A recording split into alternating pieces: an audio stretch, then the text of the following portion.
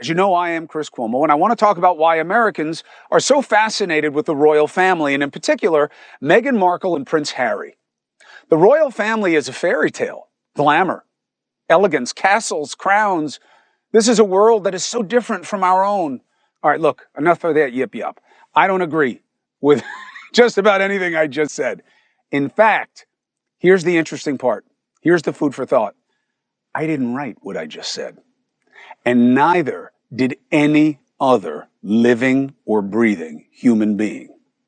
That opening statement was done by AI. It was Charlie LeDuff, who just returned from the Mexican border. Charlie is also an author. He is really, I've been following his reporting for a very long time. He's got a book out now that is a really interesting look at what's going on in the country, Detroit, an American Autopsy. Charlie, appreciate you joining us, and I'm a fan of the No BS News Hour. That in artificial intelligence intro, congratulations, you've never written so well. I'm going to use that for my show. Live from downtown Detroit, it's No BS News Hour with my main man, LeDuff.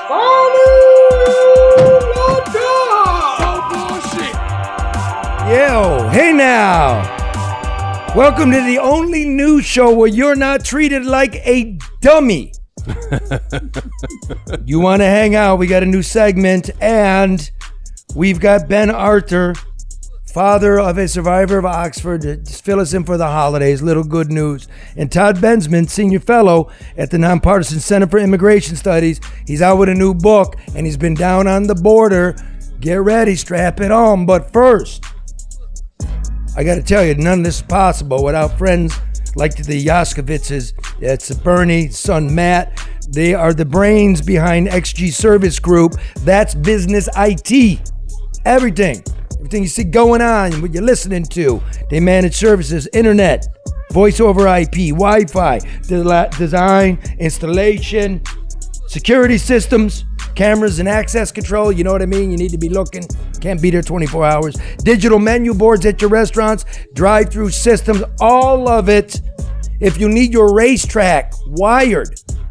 A racetrack? You call, yeah, like, oh, man. Like Milan Raceway. Yeah. Mm-hmm. I need a racetrack to get it wired. You need a racetrack there, soldier. Yes, you what do. Does that mean? Look, I don't know. Don't surprise Just me. call XG. Don't surprise me with questions I can't answer.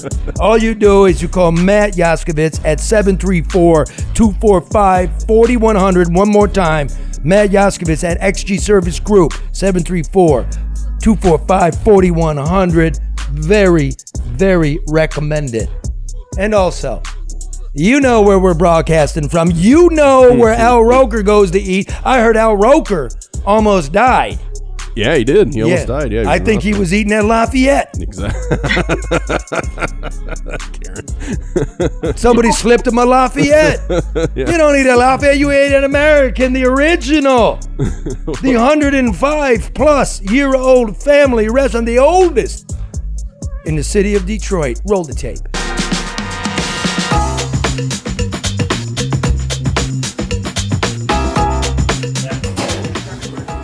American Coney Island. So good, even Al Roker from the Today Show eats here. Not like that other guy, Al Joker, who eats at Lafayette.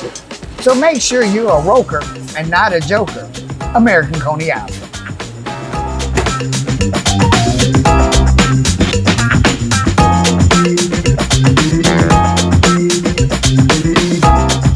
Funky!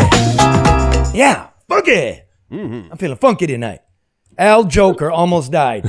Yep. Listen, though, if you want, like, the original Coney dog, the proprietary dog, a pound of a 105-year-old family recipe of chili, the onion, the Vidalia onion, the dogs, you want it in time for Christmas, last chance. Last chance. You must order by Saturday, 9 p.m. Go to AmericanConeyIsland.com. Last chance, a little bit of Detroit. Do it. Always makes it all right, Karen?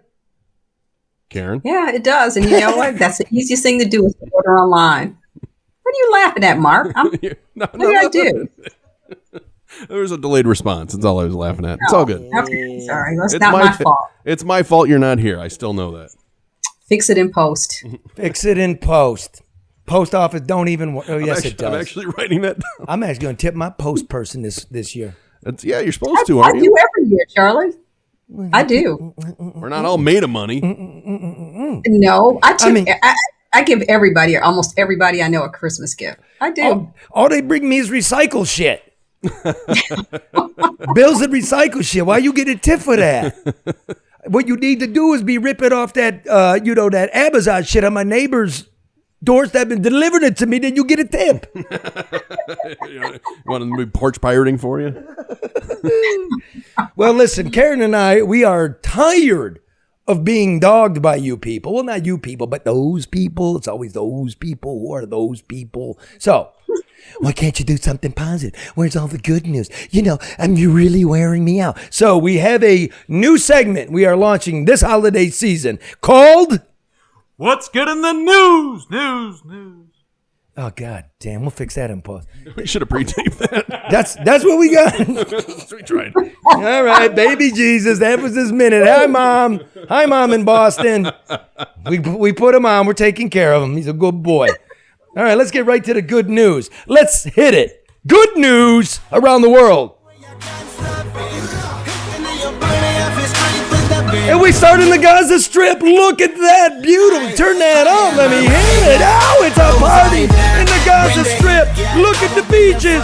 Blue, pristine, Mediterranean Sea. It's the first time in decades that people could swim in it because they were flushing raw sewage out there. They couldn't get any cement for the water treatment plant. Apparently, the Israelis think there's something to do with military, It looks nice. uses of cement, but now they got one, and now look, just a little more than half of the beaches you can swim in.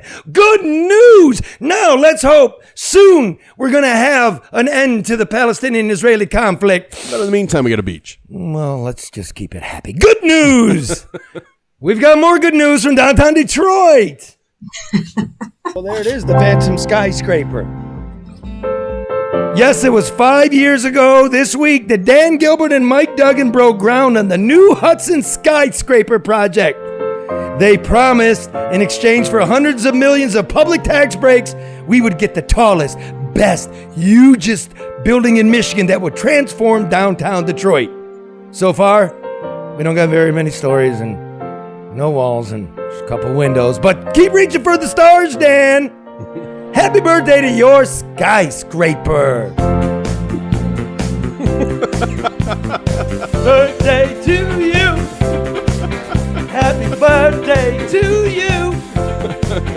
Happy birthday, dear skyscraper. How tall are you? Hey! What's Full with of the good hey? news. All right. That's lots of good We news. got a baby skyscraper. When's that getting done, Karen? When? I don't know, but I'll tell you one thing. There's nobody downtown. And I mean, I know when there are events and everything down there, but I've driven downtown like at lunchtime and just in the middle of the day. There's nobody downtown. What, During the you know mall. what? This is a positive segment. The parking's plentiful. Oh, right. I'm sorry. Yeah, Come you're on right. down. Plenty of parking. Or you can go into one of Dan's parking garages that we're paying for. It's awesome. Now, let's go on to the next one. Oh, boy. Jason Carr, the morning personality on Channel 4, was fired last week for shit-talking about his colleagues. Well, on the air or pre-on the air, we're not sure, right? He called them terrible human beings. I'm not sure it was on the air, but we've got the internal video feed. Let's roll that tape. I will say this. I'm going to get a little bit real here for a second. And I pull no punches, and I offer no apology.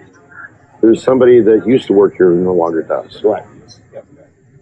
No secret at all that this person and I, oil and water, did not care for one another in the slightest. In fact, I pretty much one of the worst human beings I feel like I've ever met in my life. Right.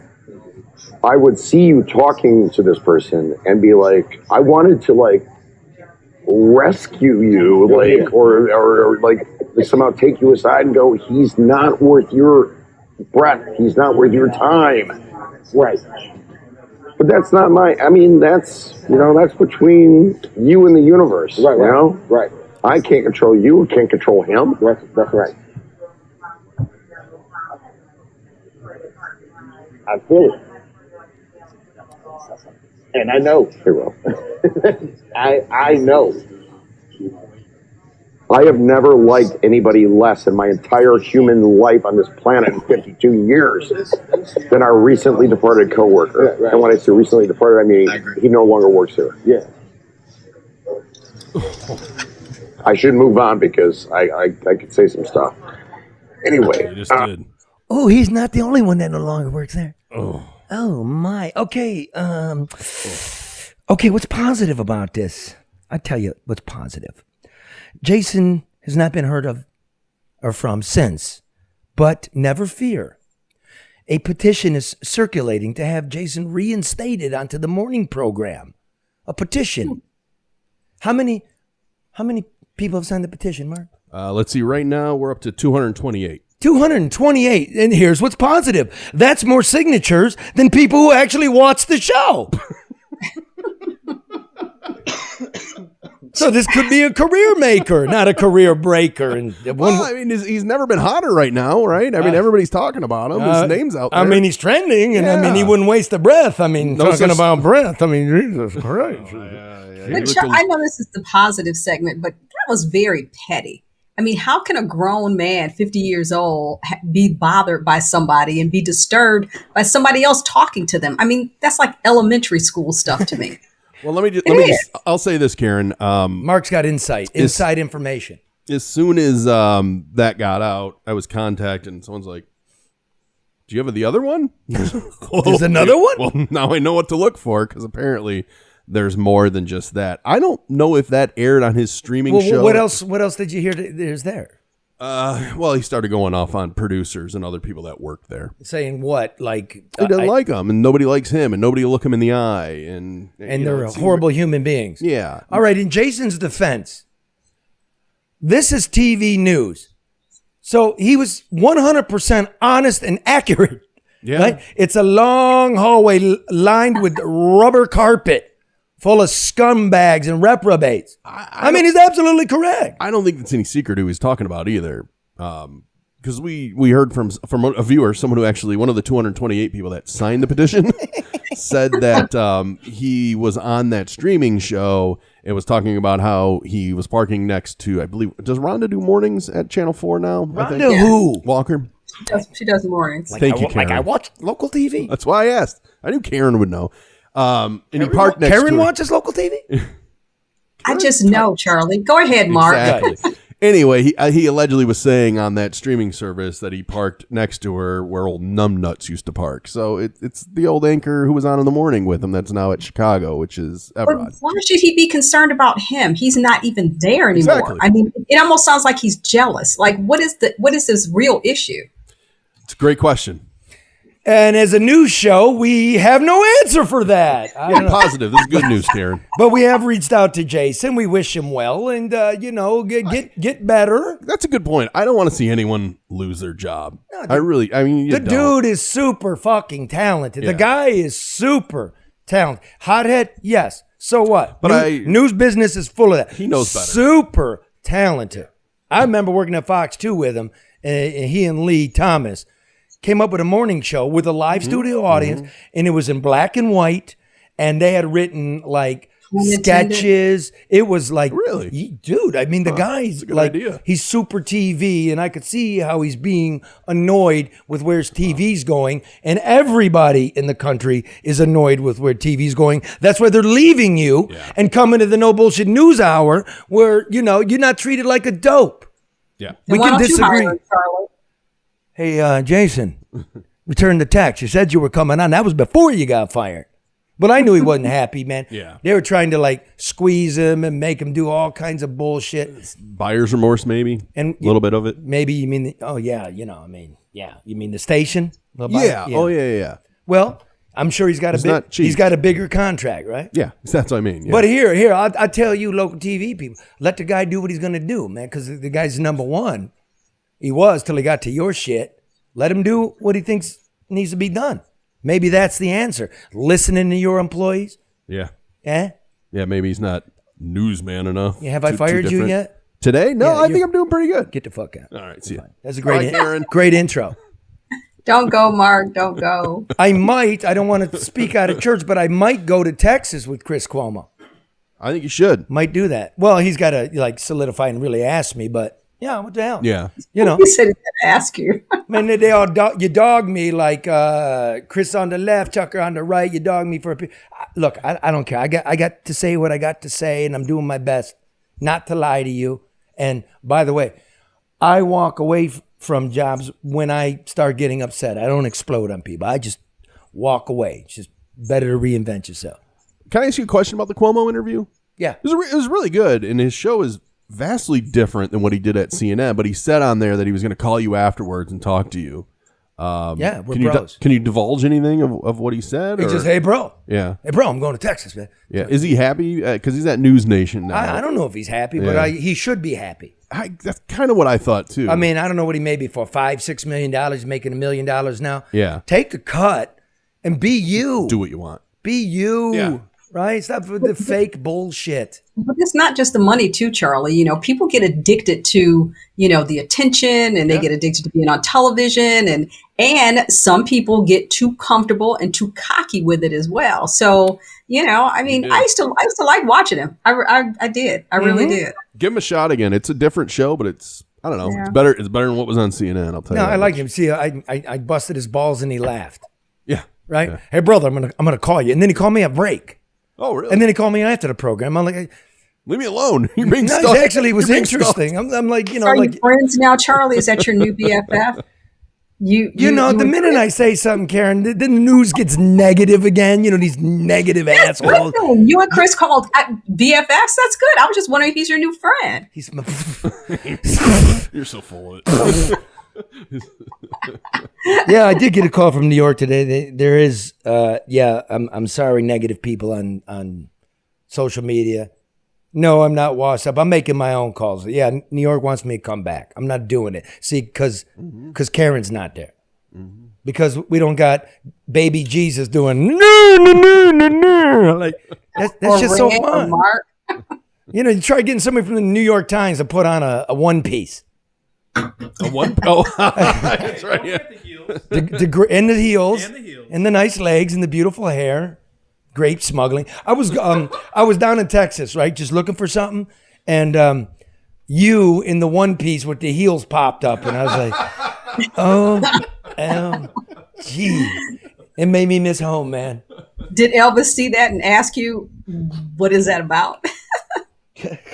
Yeah. Elvis was just booking across the river, man. Elvis had no idea what the fuck he's walking into. That kind of shit don't go on in Nicaragua. You know what I'm saying?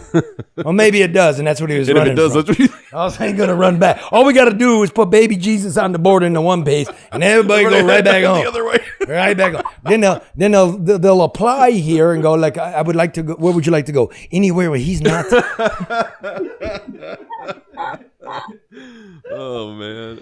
What's your mom's name again? Kim. Hi, Kim. What's your Like, dad's is this name what I again? said you Rick. go for? Hey, Rick, doesn't he look like a dream in a woman's bikini? One piece. One kini. Mankini. Mankini. All right, listen, we're going to bring you some more good news. This is about the survivors of the Oxford school shooting here in Michigan.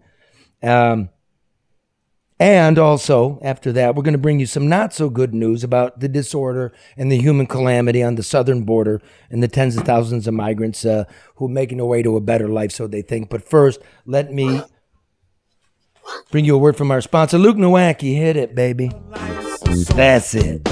What'd the market do today? Oh, it took a shit. Why?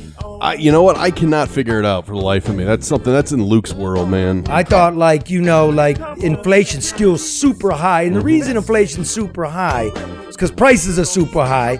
And it came down because gas prices are lower. Nobody controls the gasoline market. Yeah. It's still too high. So maybe when Wall Street first got the news and it's less than we thought. Mm-hmm. But they knew that was coming. The market rockets. Okay, well, it came. There was a bad consumer report, a consumer product, what they buy.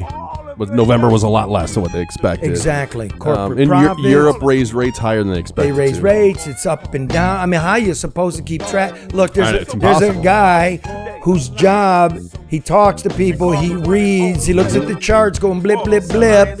He's got a lot of money he's managing. Pension funds, personal accounts, you name it, businesses. That's Luke Nowacki, my friend at Pinnacle Wealth, 248-663-4748. Rational financial advice based on facts with a long view of the economy. That's Luke Nowacki, 248-663-4748. And you want to know how you save a couple of nickels? How? Maybe a couple of dollars? How? Maybe a couple C notes? I'd love to maybe save a it. couple fins? Maybe a couple skinskis? I just made that one up. Skinskis. Nobody challenged it. I like it. That was bullshit news. No, it isn't. I just coined some skinskis. That's thousands. Trademark it. Legacy Partners Insurance. By the way, when was the last day to sign up for Medicare The Medicaid? insurance? Yeah, I have right? no I idea. believe, is today the 15th? Today is the 5th. Oh, yeah. Boom. Oh, I hope you did it. Oof. But never fear, I think you're right. that comes next year too.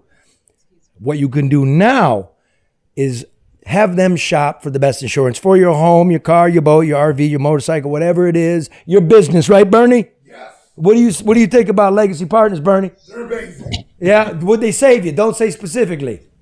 Lots, 5 figures? Yes. 5 figures, like not like one, not more than 10,000? More than 10,000. More than 10,000. And now you're going to personally go through Legacy. Absolutely. So when I told you that, you gave him a call. Yep. You tried him. Did you get the personal service? Yes. It's amazing, right? It's perfect. Okay, it was perfect. He's not. It's true, right? Mark's laughing. I'm laughing at his voice. He sounds like Hulk Hogan, brother. Yeah, motherfucker, he's gargling on gravy. Yeah, brother. I could be Bad Santa. He's going to come in and be Bad Santa next week. I'm like, only if you can fall downstairs. I could do that, brother. And he's going to get life insurance before he does it from Legacy Partners. You know, he's going to do that. He's going to call 586-209-4106. If you want to do stunts, if you're running a business. Oh, wait, Mark's giving him the microphone. Are you insured? I am insured. That's okay. We are too, brother. Legacy Partners. I found them at 586-209-4106. Really personal service. And if you call them tomorrow and you don't hear back, you let me know. They'll get back to you. Damn. Yeah. Damn, we're good at this. Yeah. All right. Reading? I didn't even read any of that, Karen. Didn't read any of that. Okay. I am going to start reading this one. It's Hall Financial's holiday season debt consolidation special. Do we have any jingle bells? I can get some. Okay. Fix this. I'm not doing another word till I get jingle bells. Jingle bells, Batman smells, Robin laid an egg. Batmobile lost its wheels and Joker got away. And ate it Lafayette, Coney Island. When you sing, though, it's going to take me longer. All right, fuck you. Okay, the holidays can be expensive, and right now, credit card interest rates are the highest they've been since 1996. What year were you born, hippie? 95. Hippie Jesus has never witnessed credit card debt this high ever. There's his balls right there. Right there. Those are too big. That's because they're rubbing together in that one kini. Oh, my God. Listen, Hall Financial is here to help you become debt-free. Get a cash-out refi from Hall Financial. That's a great way to use equity in your home to pay off high-interest credit card debt because the Fed just raised them another 0.5%. It's going up, people. A free 5-minute mortgage review with Hall Financial is also take to get you and your family in a better position this holiday season. Get the money you need it now. With a cash-out refi from Hall Financial, call Hall Financial at 866-CALL-HALL. For all of you people who may be dyslexic, let me spell it, 866-CALLHALL, or chat with them online at callhallfirst.com. Are we having a Christmas party? You asked that last week, didn't you? I want a Christmas party. We're coming over to your house, remember? Okay. Does the whole world need to hear about this right now, Karen? She's inviting the whole world. It just popped in my mind. I'm sorry. Well, let's sing it with me. I'd like to teach the World world to to sing sing in perfect harmony. I I'd remember like that. to hold them in my arms and keep them company. It's the real thing. Are we singing the Coca-Cola ad or the song? Honey bees and lilac trees and snow white turtle doves. I got that. Yeah, we can do that. We'll go out on that. So listen, here's what I want to do. Seriously, now I want to invite in Ben Arthur. You remember him? He's a friend of the show. He's the father of Phoebe, who, when she was 14 a year ago, it's the year anniversary plus a week or so, was shot by 15-year-old Ethan Crumbley. How you doing, Ben? Doing fantastic. How are you? I'm good, man. Love the hallway. Love what you've done with it. Thank you. Like Thank the you. picture. Did you do a little mudding there? And that's a hickory post, is that not? Little handrail? Yeah. No. Just say yeah. So listen, man, how's your daughter doing? She's doing fantastic. She's doing really well. It wasn't so She's easy, all man. healed up. No, it was not easy. She was the first victim of that dude, Ethan Crumbley, was she not? She was, yes. She happened to be standing outside that bathroom when he got walked out. So it's been a hard road back to tell, we're not speaking for her, telling secrets. She doing well in school? Yeah, she's doing really good in school. I'm happy to hear Just that. like any other teenager, Now and then we get email that says, she might be a little late on an assignment, but whatever. She's doing good. That's normal. I would think normal's good. Well, I would think like, hey, Yeah. fuck you, man. I'm, Right? I don't need to call you stinking call in. You know what I mean? But she's adjusted, recovered fully. I would say, yeah, fully recovered. She's got all the use of her left arm back, which was a surprise. It actually came back really fast for her. That's awesome. What about emotionally, Ben? Yeah. How is she doing emotionally? I mean, that had to have been pretty damaging there as well. Oh, yeah. But I think she's handling it quite well. She tries not to dwell on it very much. I was talking to her about it last weekend when she was at my house here, and she said, yeah, I kind of forget about it sometimes that it even happened until she looks in the mirror and sees the scars. Did she get any mental health support or resources? And I ask that only because we continue to hear the conversation about its importance, especially for young people. Oh, yeah. Yep. She's been getting regular therapy sessions. And all of us have, actually. Okay, that's good. I didn't even think about you, man. Come to think of it, I didn't even really think about that. Well, and to that point, yeah, it's been really tough for us. Do you, Ben, actively avoid the news, or do you want to know as much as you can about the investigation? Because, they haven't been very forthright with a lot of information. So is that something you avoid for your mental health, or is it something you have to attack and read about? Both. I avoid it up until I'm hearing about it on the news. Like I might get an email from prosecutors saying what's going to be happening, what I might be hearing about. Luckily, I'm at work for like 12 hours a day, so the time I get home and want to sit down and read this stuff, I'm too tired to really worry about it. Yeah, I was reading up a little, like your ex-wife. I don't know if you're part of it, but she filed a federal lawsuit.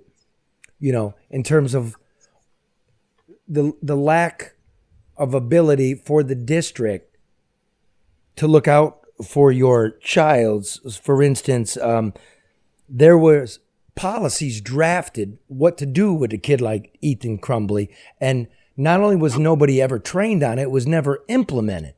I mean, you go to a nice school district, you think, you spend all kinds of money, you hear all kinds of nonsense, and then to come to find out, nothing was ever in place. Right. Yeah, that's, I guess it's supposed to be shocking, but I'm not shocked by that. Dude, it's just unbelievable. Like, ever since, well, it's been a thing of mine because this is what it is in America, but when I drop my kid off, you know, I wait. At least get in there. At least get in there. And then when you come to realize there's no protocols in there, why sending your kid to school is a leap of faith? Yeah, I don't know how we survived it. I don't know. All right, I'm gonna go like this. Okay, so here's what we know. You're now. It's good, man. We're watching the news. We've had 3 superintendents in this time. We now know a security guard ran away. Body cam, an armed security guard. So much for, you know, we look at Uvalde, we look at Oxford. We keep saying that's a solution. Obviously, it's not. These parents want their bond. What is it, James and Jennifer Crumbly? Yes, yeah. They want their bond reduced, right? And do you want their bond reduced? No, absolutely not. Why?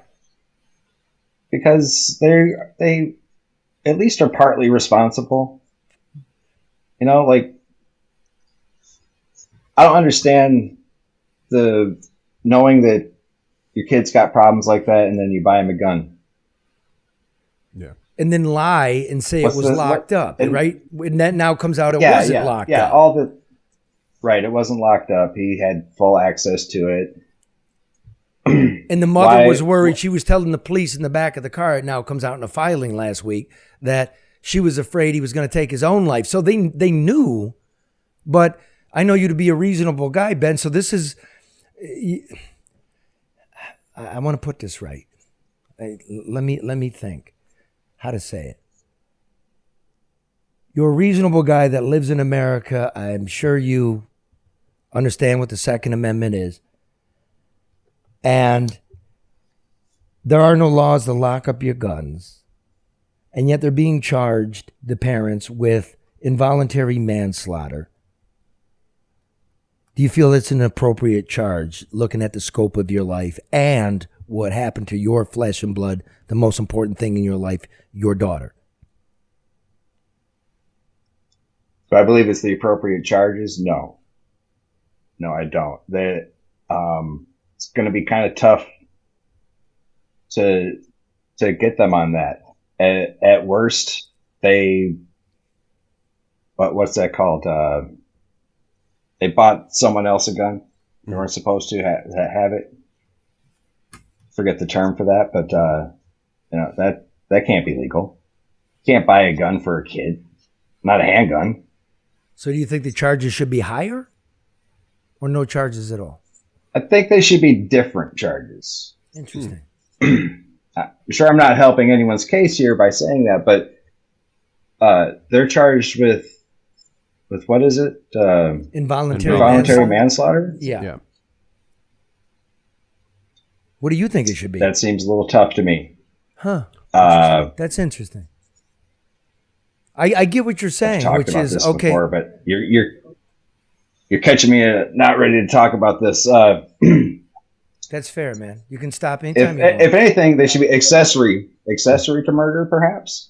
But involuntary manslaughter, I don't know. Accessory for providing the gun, kind of makes sense. Yeah, I don't know how they the law absolutely works. provided him the gun. He had access to it. He took it to school. They suspected him. You know, everyone knew he was a problem. Where did we go wrong? What happened? Where did we drop the ball here? But you've got parents that have the same problem that the son has. So to them, perhaps it's not a problem. I mean, you got to look at what they did to contribute to this. So they're not seeing his behavior or his challenges as a problem. But Ben, if I can ask you just one more question, what's desired outcome for this? What would bring you some type of comfort? Certainly justice may not ever be served, but if you could write the ending of this for the Crumleys, what would it look like?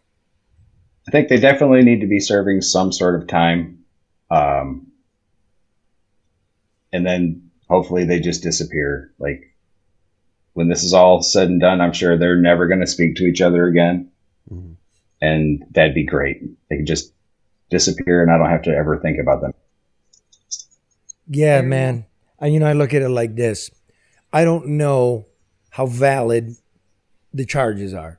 You know what I mean? There's no law that you have to lock anything up. They could argue, I didn't buy it for him. It's in my name, all of that. But I do see this.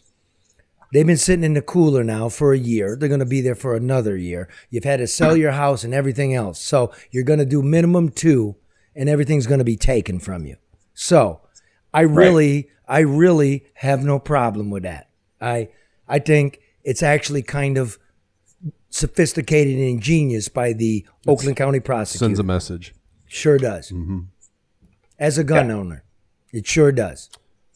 Ben, have there been revelations? Please lock up your guns. Yeah. For those of you that don't have responsible people. I know there's lots of people that are gun owners from responsible homes. This wasn't one. If you think you're one of those houses, please lock up the firearm. Yep. Ben, I was alluding to how information has changed constantly from what has come out from the school district, and people had to leave the school board to actually speak their mind because the insurance company doesn't want them to talk. Is there something that has changed from what you thought it was one way, the weeks after that has changed now that has just really confused you, or is there something that's just so frustrating that they won't answer? Like, is there an answer you really want? I would like any form of communication from the school about what happened. That'd be great. I've had zero. Shame. That's appalling. Of course, it's appalling. They have nothing, as far as I know, and I've talked to a few of the other survivors' parents. No one's been contacted by the school system at all. Now, part of that's because of the lawsuit that's going on. Absolutely. I don't care. But I'm with you, Charlie. I think don't it's horseshit. care because the people end up paying it anyway. And if People deserve a fucking answer about their children. And if it wasn't for the lawsuits, we wouldn't have the depositions from teachers. Deposition. Play that tape. Play this. This comes from Ben Johnson, a lawyer for some of the victims. Listen to what he basically, they give him 15 minutes to look at some videotape. This is what he had to say. Kimberly Potts, Potts, who was an Oxford Community School security guard. Now, she was employed there. She was armed. She had a gun. She had a body camera. Well, apparently Ms. Potts was confused that day and thought it was a drill. What I don't know and what we need to find out is exactly what she did for the next 4 minutes. Because the one thing that we can certainly all agree on is she did not run and find Ethan Crumley in the hallway. So, Ben, basically, I can't. Basically, there are bleeding children in the hallway, and the person employed by the school to keep your kids safe is trying to say, I thought it was realistic. Well, I'm looking at a tortured man here. Really? Yeah. That's garbage. Even I would think that if they were going to have this drill that sophisticated, that even the janitor would know about it. My man. But even if it's a drill, would you run? If you're in even if you think it's a drill, would that be the reaction that you do? Even if you're practicing, is running part of the response? Great point. No. Karen's the Galileo. No, that's horrible. Of logic.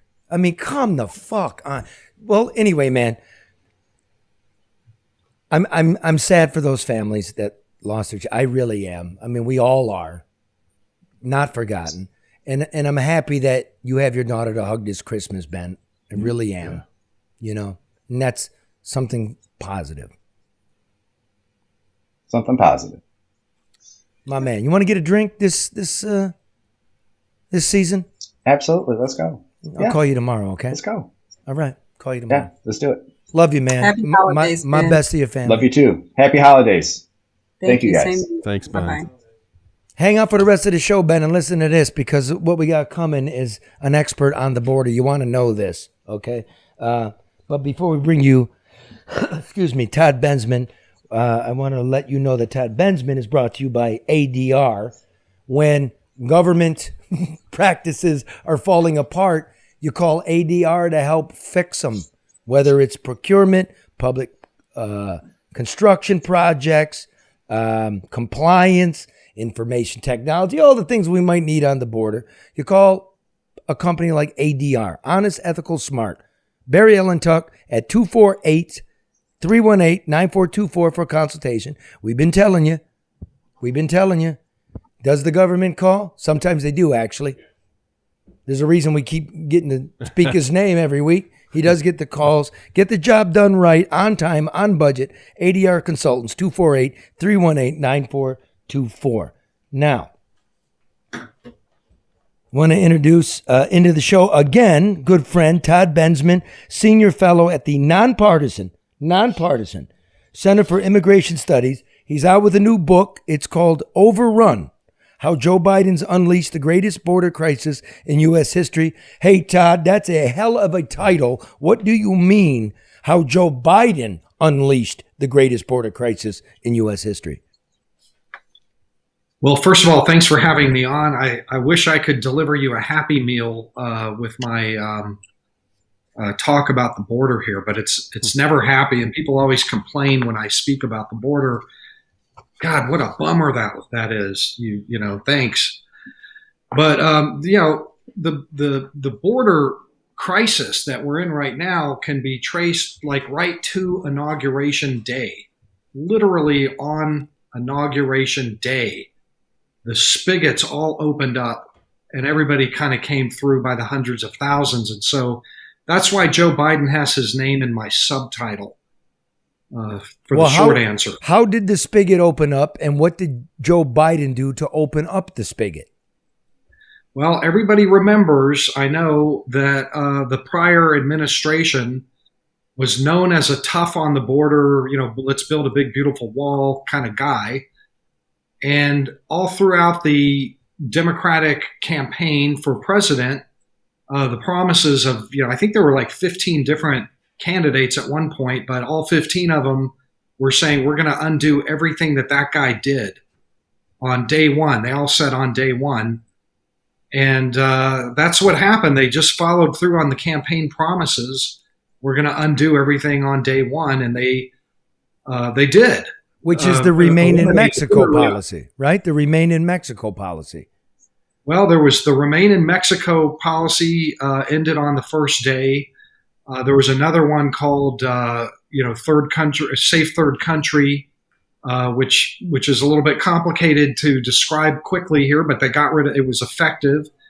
They ended, opened up huge gaps in the Title 42, the pushback policy that is still in place, that's going away next week, we think, or it's probably going away next week, so that instead of 100% pushbacks, returns into Mexico, it was 60% overnight, which means 40% of everybody who hit the border got in. As soon as everybody started getting in and access to the asylum system, the word went out in selfies, and everybody's got a cell phone, a modern cell phone connected fully to the internet and all the social media.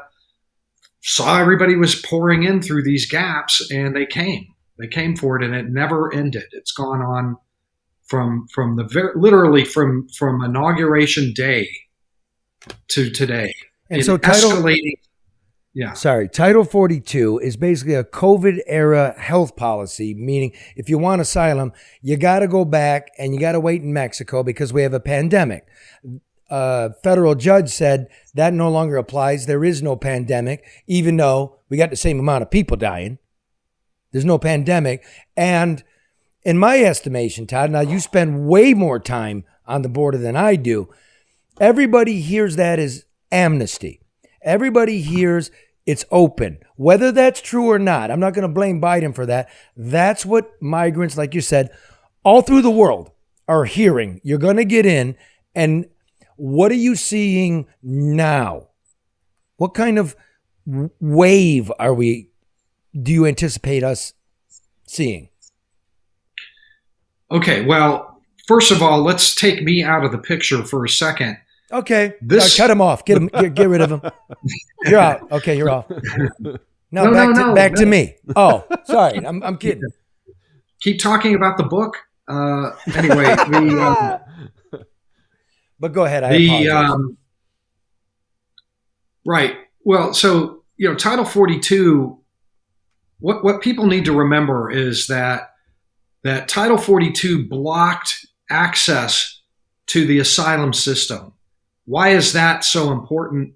Because the asylum system allows everybody who shows up at the border and says, I want asylum, to get right past Border Patrol and into the interior forever.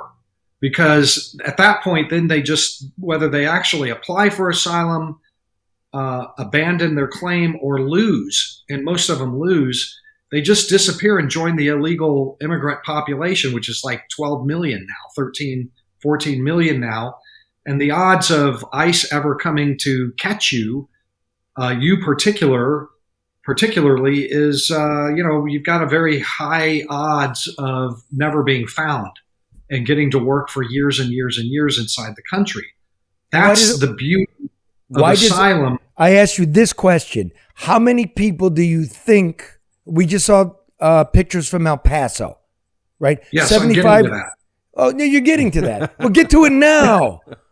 All right. And so the intelligence community estimates that when Title 42 finally goes away, we'll have somewhere between 12,000 a day and 18,000 a day crossing. So to give you a perspective, that's $500,000 a month. 540,000 a month on the top end and 320 on the bottom end, I think, if I remember my math right, per month, which means 4.2 million a year or 6.4 million a year. If those numbers hold, if they have those numbers, some people are saying it would be more than that. I don't know. We'll see. But the perspective on that is, just a couple of years ago, Obama's Secretary of DHS came out and said, man, when I woke up in the morning and there were more than 1,000 crossing a day, that was a nightmare for me. That was an unbearable crisis, 1,000 a day. Well, we're at 7,000 and 9,000 a day now. We've been here for 2 years almost. So that gives you a perspective on what 12,000 a day on the bottom end looks like, and 18,000 a day. I mean, we're looking at doubling where we are now, and where we are now is utterly historic. By every nonpartisan measure, completely historic. And we know this. We know that's when you and I first hooked up, is how many people on the terror watch list have been encountered this year alone? Yeah. So in fiscal 22, 98 people who are on the watch list, the FBI's watch list, have been apprehended. In October, there was another 9. And so we'll probably, and last year there were 14. So we're at about 125 for the Biden administration's first 2 years. In a typical year, I used to work Intel here in Texas about that. We might see 3 or 4 on the watch list crossover, and the Mexicans would catch another 5 or 6 on their side. So 98 in a fiscal year is like huge in this world, in the world of counterterrorism. And what do we do with those people on the watch list when they get them? We give them a bus ticket to Dearborn. So are they treated all the same way? Well, we know one of them did actually get a bus ticket to Dearborn. Thanks to Charlie, we know about that. I wonder if he got my plant. He loved it, yeah. I still think you need to go back out there and knock his door, but let me write that down. And we have some other cases like that where we just lost track of. There's so much pandemonium down there. But what do we do with them? Well, those are the ones we caught. There have been about 1.5 million people cross through that we didn't catch. They're called gotaways. So if you have 120 on the watch list, you have to be able to bet a paycheck that some got through and are running around out here somewhere. The ones we caught, thank God we caught them. We're going to interrogate the heck out of them, ring them for every bit of intelligence that we can, make sure that they weren't going to do something, that they weren't with some other people that were going to do something. So there's going to be a lot of interrogation stuff happening inside the detention facility, and then we're going to deport them back to wherever we can deport them. So that's what typically happens. But in the case that Charlie wrote about, broke that story, and then I wrote on his coattails a whole bunch. I think I'm still writing on his coattails on that one. You and everybody else in the media. That cases like that, what it tells us is that the system's breaking down. Something's wrong. That's not supposed to happen. And there are some other cases like that, at least 2 or 3 others that I've written about, where they just got lost in the shuffle. They had to go chase one guy down in Florida. He was running around loose for 2 weeks before they managed to track him down, big manhunt.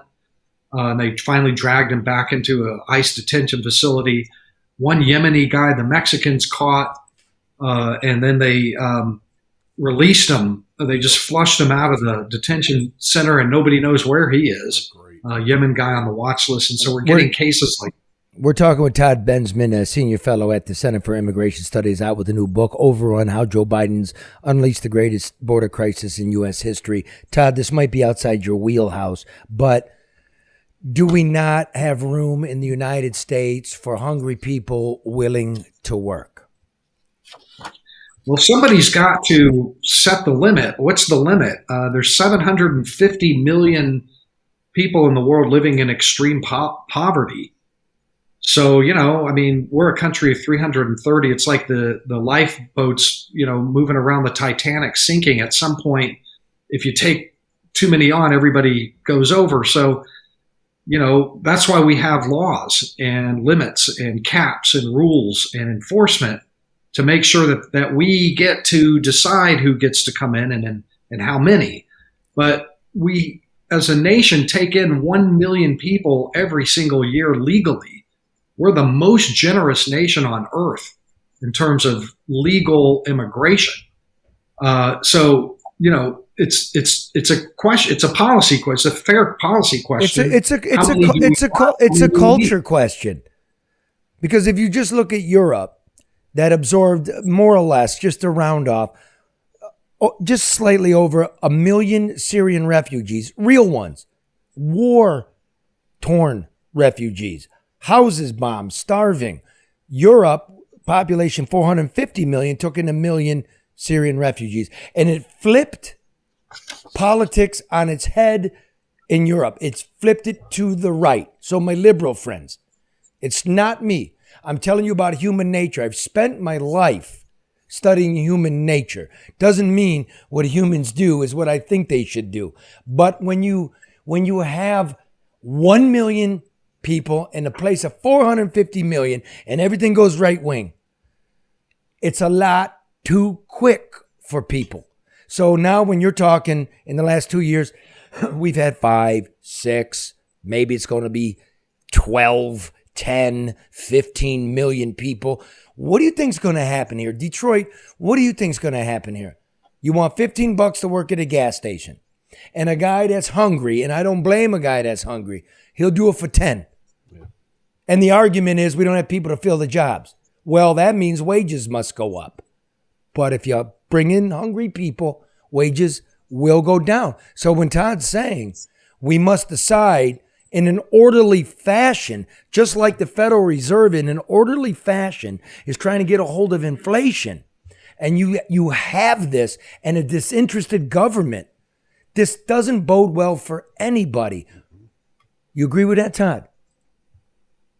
Absolutely. I mean, the cultural part is less of a concern to me. I think we are an incredibly diverse, multicultural society. We do pretty well with that. Yes, we do. Unlike Europe. By the way, the Europeans, just if I can add one little extra thing, it's not just the cultural clash there, but after all those refugees came through and Afghans and everybody else, they started experiencing terror attacks everywhere. People just, bloodshed in the streets and the markets, and Christmas tree, people getting run down by trucks, and just crazy from one end of the continent to the other. And I think it was really more of a reaction to running gun battles in the streets of Paris all the time, and all throughout Germany, Munich, But everywhere. let me pause you there, though. That's true, but you get that in any free country. So I mean, some crazy. Yeah, I remember. But they were the refugees that came through. That Yeah, but doing that. like then we got some asshole 15-year-old kid here in Michigan doing the same shit. The world's just kind of nuts. So I don't want to state like we know, everybody knows immigrants, and 99% of them we love. We just have to have some kind of order who the hell's coming in here. Because I know what's going on in Canada. Let me localize this. My Canadian brothers and sisters, I know you hit me on the social media. Justin Trudeau is playing you a game. He wants to let in 500,000 refugees that he gets to handpick. Because Canada only borders one country, to be this one. He handpicks them. And even the unions there don't want him handpicking. But when Central Americans, third world people coming to the United States try to get to Canada through that safe third country agreement, meaning wherever you landed, that's where you claim asylum. So if you landed in America, that's where you claim asylum. He's negotiating right now, look it up, CBC, Washington Post, Justin Trudeau is asking Biden, and they are negotiating it, that you take all refugees back, not just at the port of entry, but the entire border.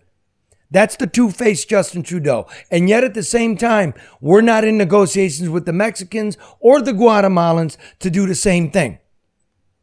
In fact, in Canada, in the Supreme Court, they just heard arguments that the United States is no longer safe for refugees to be returned. That's the argument.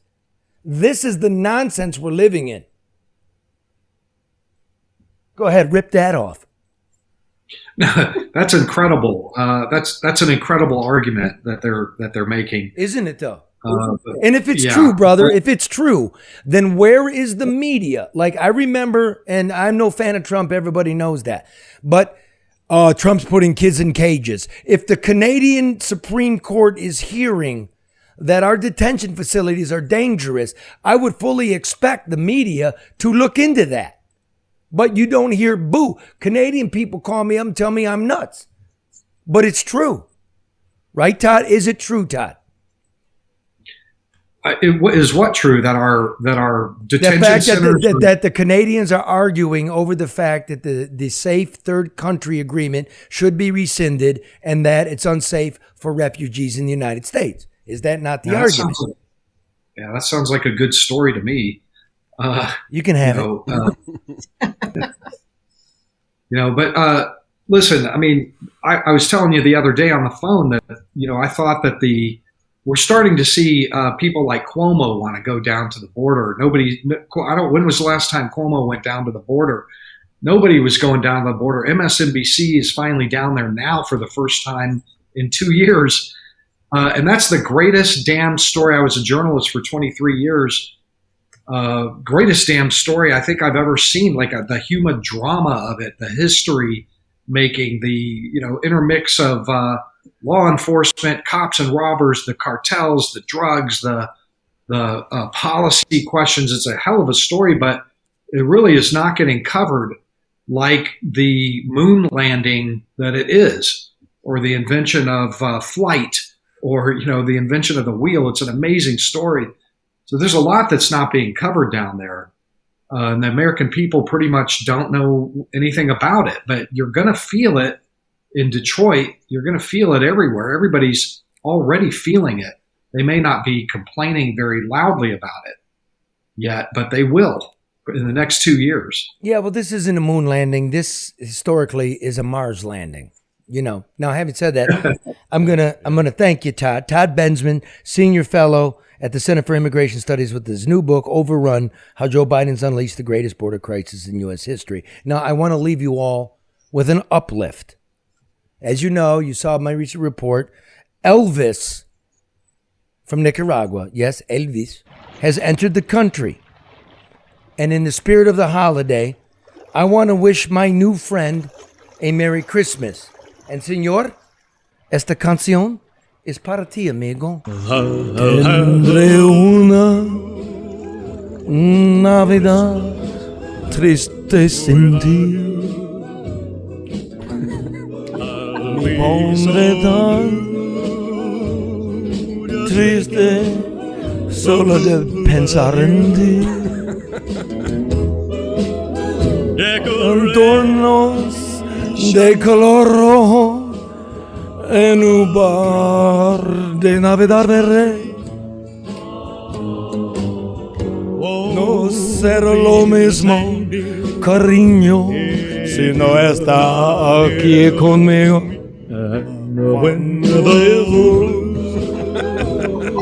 Tristes copos de nieve empiezan a caer. Es cuando comenzarán a llamar esos recuerdos tristes. Estarás bien con tu blanca Navidad, pero yo tendré una triste, triste, triste Navidad.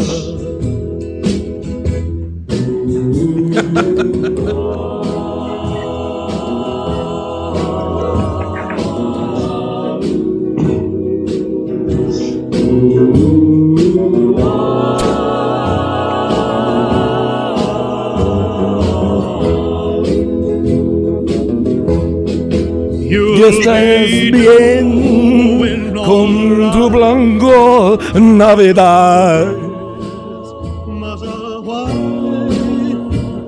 Por yo tendré una triste, triste, triste Navidad. Gracias muy mucho, amigos. Yeah, bravo. Bravissimo. Encore. Dame más. Have a beautiful holiday.